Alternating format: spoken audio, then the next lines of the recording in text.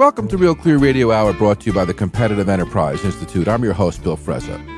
This week, we bring you stories from the Antigua Forum in Guatemala, an annual gathering of international entrepreneurs dedicated to developing free market solutions for vexing social problems.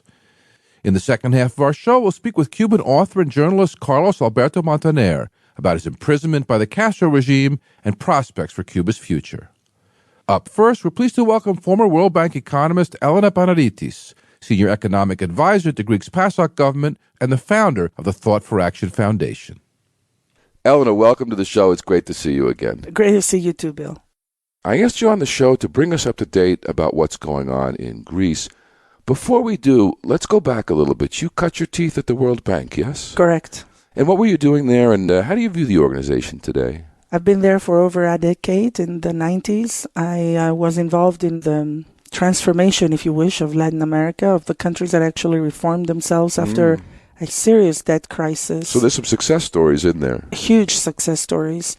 But the success story entails the country's will to want to do the success and the World Bank's ability to follow up on that will. We never have a success if it's just an initiation from the World Bank, and that's why the World Bank is never an initiator. So after the World Bank and before you joined the PASOK government, what were you involved in? You know, I was awarded by the U.S. government as Best Practice and Innovation Awards, a U.S. citizenship. That was based on a model that disrupted economic development because it transforms the informal sector, and it's based on property rights definitions and provision of property rights among all these informal individuals, which is about 70% of the world's population. So when you say informal sector, you mean people that are operating outside the legal structures or the stunted legal structures of the governments that they live under? Not necessarily, actually. And informal doesn't really mean illegal. Informal means somebody who is trying really hard to operate in the context of his or her own society, but bureaucracy and red tape and requirements and regulations are so tough and impossible to go through. So it's not will that makes him get out of those structures to actually finalize any transaction. It is necessity and ability to actually live a life. And what we do in my new company called Panel Group, which is a startup that produces formalization around the world, is establish models with governments in a public-private partnership by which we actually generate formalized new systems. So we reform the formal system so it can be attractive. So you put a pathway in place for governments to change their economies, and only at that point can the World Bank come in and offer help and support. Yeah, afterwards, indeed, because it requires a lot of hand-holding, and it requires, frankly, a strong will from the state and appetite for reform. So in 2009, you joined the Greek PASOK government as an advisor to the Prime Minister? In 2009, I was called in by at the time, incumbent Prime Minister Papandreou to lead the ticket as an appointed Speaker of the House, if you wish. The system set aside seats for the leading party. Correct. And right when I started my position, which was October of 2009, about 24 days later, I announced to my Prime Minister that we are really in bad shape. And I would not be surprised if we're going to collapse by the end of 2009, which rolled his eyes. You know, it generated a lot of fogginess. What's the Greek word for angst? The Greek word for angst is anchos. And he was so devastated with the piece of information I gave him. And then I realized as time was passing by that established political systems and established political parties are usually the ones that have actually brought the country where it is. So they cannot be the ones that are going to make the change. They can't acknowledge it. How did Greece dig itself into such a deep hole? It's interesting because Greece is the canary in the coal mine. It's not really Greece that has dug itself in that deep hole. And plus, Greece is only 2% of the European Union GDP. It's all of the European Union that has dug itself in a big hole. And we're hiding it, if you wish, by just pinpointing one country. And we're thinking that if we make one country really the evil country, then we're waking up in the morning and everything is finally perfect with the rest of the Union, which is absolutely not the case. But the bloated state sector, the large pension liabilities, these are pretty extreme in Greece. They're as equally bad as in other European Union countries. The distinction is that we have no productivity to even cover it up. cover part of it up. And all of it was covered by a lot of subsidies that all European Union countries take. But think about it, since 2008 that we had the Lehman Brothers debacle, the Eurozone has had zero growth. Yeah. We worry that this is in our future as we follow their policies. Well, you really need to work very hard to get there, but I do notice, as you're saying, that there is a tendency to go towards this type of policy, which is not at all viable for innovation, entrepreneurship, new ideas. And that's what actually is in the center of economic growth. The center of economic growth is not bureaucracy from Brussels. Well, if you look at the Greek economic system, I think it's also a leader in the kinds of regulations it puts in the way of people trying to start businesses. Absolutely, we are. We're based on a French system of productivity. We have copied the commercial code from France when we became a state in the 1830s. And we have copied the family and other codes from Germany. So we're really based on a legal infrastructure that is not ours. And you know better than anybody else, if you walk around the neighborhoods of America, you find Greeks entrepreneurial all the time. All the right? hardworking ones came to the U.S.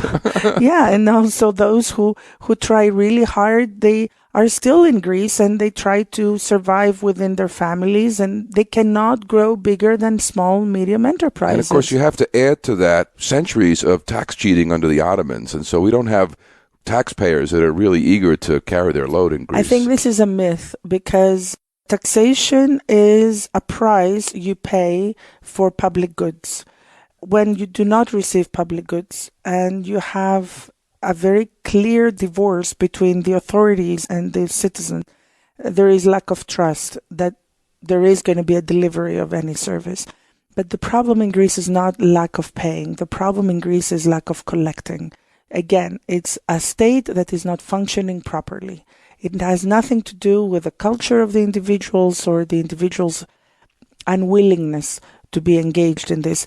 And I'm going to tell you that since 2009 that we've been overly taxed. I mean, corporate taxation rates have gone to 43%. We have not only just regular tax that has increased, but we have extra levies and duties and 3 different property taxes. And even if you don't move your car, you have to pay a tax for not moving your car.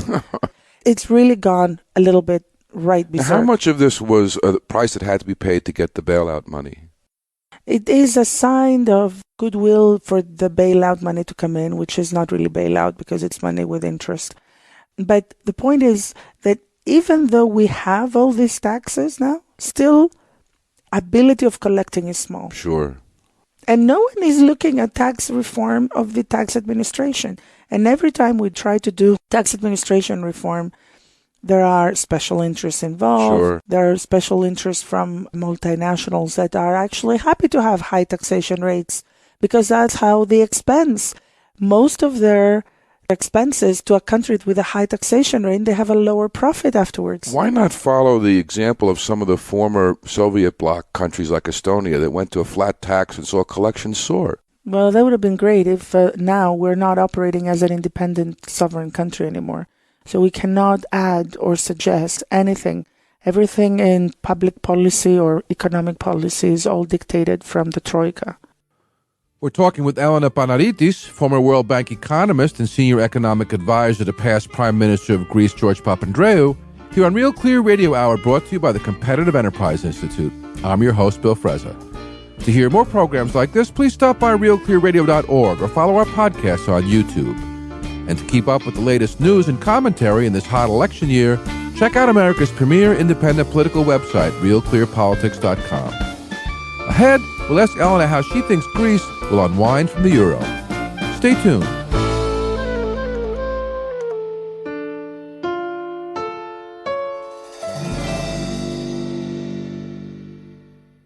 The Competitive Enterprise Institute is a nonprofit public interest group based in Washington, D.C., promoting innovation and entrepreneurship for a prosperous and peaceful society. Visit CEI.org to learn more.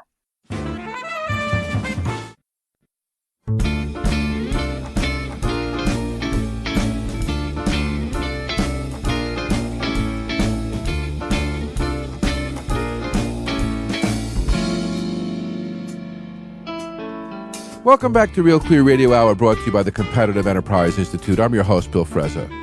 We're speaking with former World Bank economist Elena Panaritis, founder of the Thought for Action Foundation, about the ongoing Greek financial crisis. So, Elena, you were by the Prime Minister's side during the darkest days of the bailout negotiations. Give us a sense of what that was like. Oh, it was devastating. You think that you provide added value by being there and explaining what needs to happen, and I've only done it to 33 other countries, right? Partially successfully. And then there is this capture from special interests, and the special interests are not necessarily oligarchs. Special interests are within your own party. So you yourself, as a leader of a party, you are the leader of an existing special interest. And that's who you're serving. And that's who you're serving. So in the end of the day, I remember talking to mentors and colleagues and advisors of mine outside of Greece saying, I feel I want to resign every 2 days. And I remember this fantastic response given to me. Adding value does not always look the same as you may have remembered in your past days, Elena. In this case, adding value may actually count by reducing the level of mistakes. And yet the Greek voters sent PASOK packing in 2012. Well, yeah, because of very high taxes and because of the special interests, I'm telling you, within the party, because it's a clientelistic party. You give them gifts to vote for you. So if you have no more money to give them any gifts, then they're going to not vote for you. The same thing occurred to the right-wing party, and I'm afraid it's going to also occur with the radical left that is now in power. So, Elena, give us a picture of what's happening on the ground now in Greece, people dealing with the struggles under this regime. The only beautiful thing back home is the beautiful weather in a magical country. But the sentiment is a sentiment of very high depression. We have an increase in suicide rates. People cannot service their daily subsistence level needs. And this is very uncharacteristic for Greeks. Absolutely, because I want to tell you, Bill, the problem of the country was high debt of the state, not of the individuals. We're not like Ireland. Ireland had a very high private debt. Greece was like an example of high savers. All these last 6 years, we've tapped on people's savings. So we've actually even taxed their savings, not let alone taxing everything else. So found different ways by which you have a country that is older. We have very few young people. It's a miracle if you find over 180,000 between the age of 18 to 24. They're leaving. They're leaving. We have no birth rates that are increasing. The majority of the people are over 55. All of them are on pensions. And they're all on pensions. And they all have seen the high-level pensioners, those that have been educated abroad, that speak the languages, that are a skill set of employable individuals that you want in your society, are the ones that have actually received the highest level of reduction on their pensions. So we want to have an economy that is made out of old people with an average pension level of 600 to 700 euro a month. I mean, I live back home for the last 6 years, and I see how my father has been devastated psychologically. I mean, if I weren't around, I wouldn't really know what he would have done. So what happens to the spirit of the country? What can possibly move them forward? So the spirit of the country was completely crashed when they voted for the two major parties, and both of them actually acted as if they were Soviet economies, and they were expropriating everything you could imagine, and they were taxing everything that was moving. So the hope kind of thought it came with this new radical left Syriza party that everybody voted.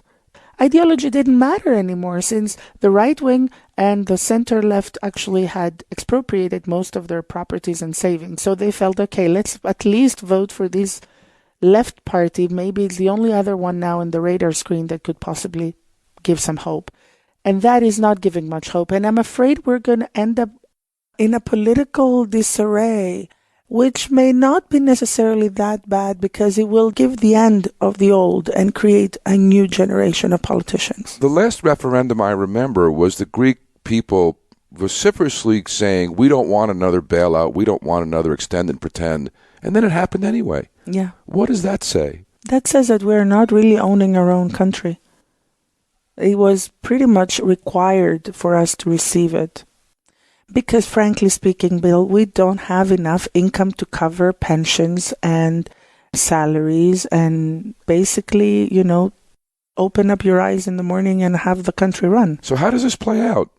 If we remain as we are right now, it will look a little bit like a country that is really very beautiful, that is not very expensive to visit, and it's going to have an element of chronic poverty. It's back to the third world. It's back to the third world pretending that it isn't. So what are the implications on the rest of the European system? I'm afraid because Greece has not played its cards appropriately with its politicians that it's had, the canary in the coal mine did not really wake anybody up. I'm afraid we may actually have, but not immediately, we will have a slow death of the evolution of the European Union. Instead of allowing the Union to evolve correctly, it will probably disinvolve and then be reestablished into a different type of union. Who's next after Greece as the dominoes fall? Right now, things are played out as follows.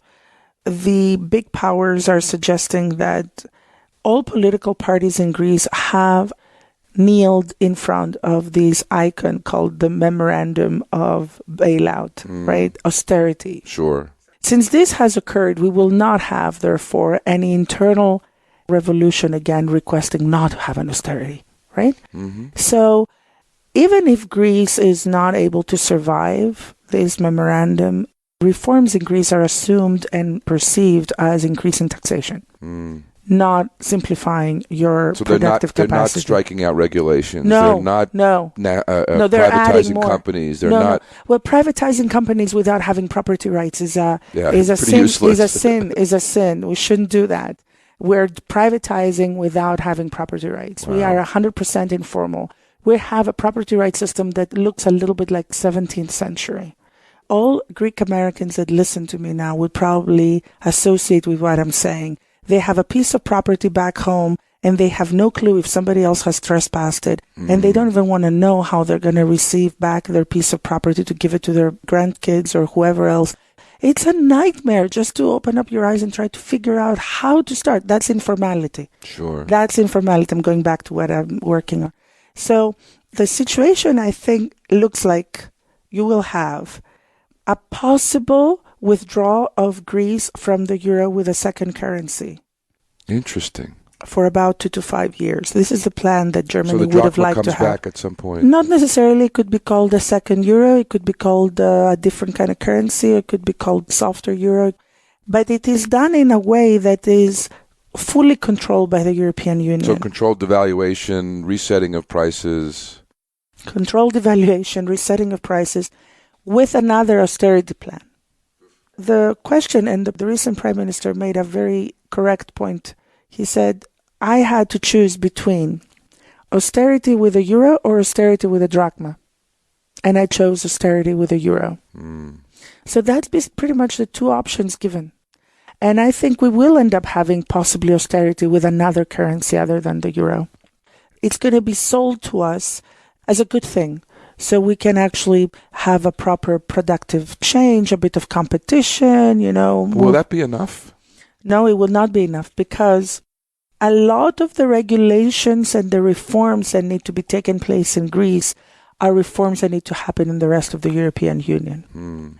So when you have unions in Greece that resist taxi drivers, I give an example, sure, resist to be reformed and allow Uber cabs to come into the country, right?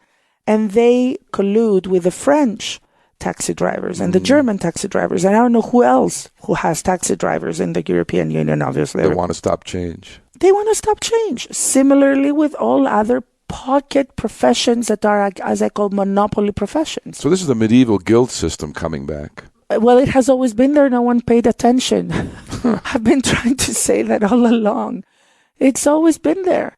And it's interesting because you mentioned Eastern Europe. When Eastern Europe fell apart in terms of communism disappearing, you were noticing two forces. The guild system of the European Union pushing towards the former Soviet republics and make them an extension of the existing European Union. And then the American policymakers that were flying in to give advice, and they were not really seeing that there was this actually underlying fight taking place. Yeah. Elena, as a Greek American, give me some hope for the future of the land of my forebears. After all this agony, what do you see out there? The Greeks have been around 3,000 years before Christ, and they will still be around. They're very resilient and strong people. They have gone through hell the last 6 years. I cannot even imagine of another nation I have worked with. I've worked 33 countries that could have even dreamed of having 1 month of the austerity that we've gone through. And I think it's going to get actually a little worse, but I don't think Greeks will lose hope. They are very entrepreneurial. They have managed to survive. They managed to innovate. Believe it or not, a lot of innovations that are taking place in technology today have been produced in the last 5 years in Greece. And they are sold at Silicon Valley distinct companies. Yeah, it's amazing. So there is no lack of drive. There is no lack of energy. What there is lack of is a lack of, if I can say, national consistency from the policymakers. Sure. So you have the people that are market-oriented and entrepreneurial, hard, and they're trying really hard. And then you have a state that is kind of like squared and... in a zombie state. Yeah. Elena, good luck. Please keep in touch, and thanks for being on the show. Thank you for having me. That was Elena Panaritis, founder of the Thought for Action Foundation, here on Real Clear Radio Hour, brought to you by the Competitive Enterprise Institute. I'm your host, Bill Frezza. Real Clear Radio Hour is a not-for-profit, donor-supported program. To make sure you don't miss any of our shows, stop by RadioFreeUK.org and sign up for updates. And if you'd like to hear more programs like this, please hit the donate button or contact us to become a corporate supporter. And stop by RealClearMarkets.com, my go-to place for diverse views on political economics. Ahead, we'll speak with Cuban author and journalist Carlos Alberto Montaner about the past and future prospects for his troubled homeland. Stay tuned.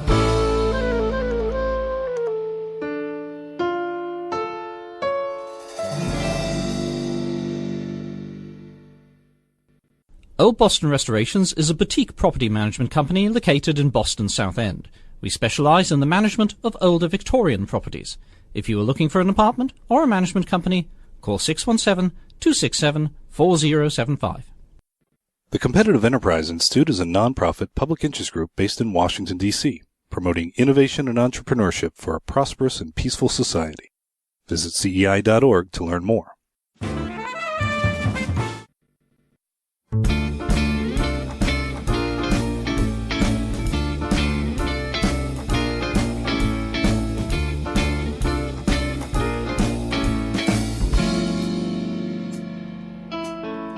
Welcome back to Real Clear Radio Hour, brought to you by the Competitive Enterprise Institute. I'm your host, Bill Frezza. We're pleased to welcome Carlos Alberto Montaner, one of Cuba's most well-known and respected authors of 29 books and thousands of articles, mostly on the Cuban dictatorship and Latin American politics. Carlos, welcome to the show. Thank you, Bill. It's such an honor and pleasure to meet you down here at the Antigua Forum Conference.